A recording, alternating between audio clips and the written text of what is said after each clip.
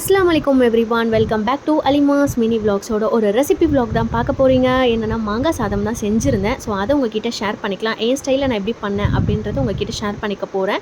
So நான் இதில் பெரிய எக்ஸ்பர்ட்லாம் கிடையாது. இன்றைக்கி என்ன லஞ்ச் செய்கிறதுன்னு ரொம்ப கன்ஃபியூஷன். ஃப்ரிட்ஜை ஓப்பன் பண்ணால் கேப்சிகமும் மாங்காய் மட்டும்தான் என் கண்ணில் பட்டுச்சு. ஸோ அதை வச்சு ஒரு வெரைட்டி ரைஸ் மாதிரி செய்யலான்னு சொல்லிட்டு தான் பிளான் பண்ணி செய்கிறேன்.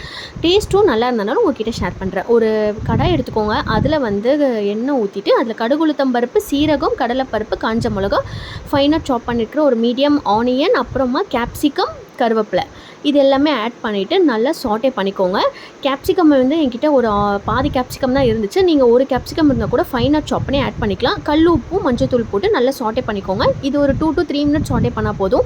மாங்காவை வந்து நல்லா துருவி நான் வந்து வச்சுக்கிட்டேன். இது ஒரு மீடியம் சைஸ் மாங்காவில் ஒரு 3/4 சைஸ் மாங்காவை நல்லா துருவி எடுத்துக்கிட்டேன். தூளெல்லாம் சீவிட்டேன். ஸோ உள்ளே இருக்கிற ஜூஸி மட்டும்தான், அந்த ஃப்ளேவர் மட்டும்தான் எடுத்துக்கிட்டேன். அதில் ஒரு 1/2 ஸ்பூன் வந்து லெமன் ஜூஸ் ஆட் பண்ணிவிட்டு இதை நல்லா சாட்டே பண்ணிக்கோங்க.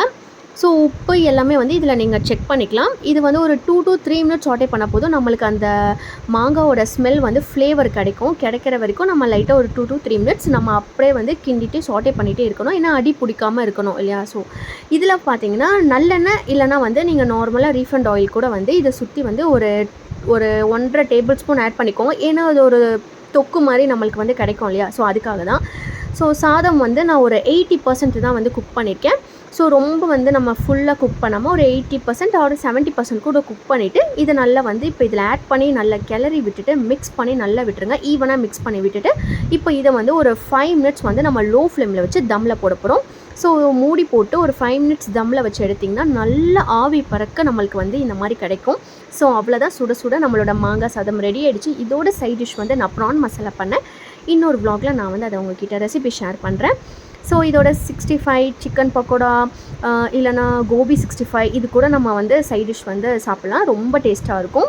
இல்லை செமி கிரேவி டைப்பில் கூட இது நம்ம வந்து செஞ்சு சாப்பிட்லாம் சைட் டிஷ். ஸோ இந்த ரெசிபி பிடிச்சிருந்தா மறக்காமல் லைக் பண்ணுங்கள், ஷேர் பண்ணுங்கள், மறக்காமல் சேனலுக்கு சப்ஸ்கிரைப் பண்ணுங்கள். தேங்க்ஸ் ஃபார் வாட்சிங்.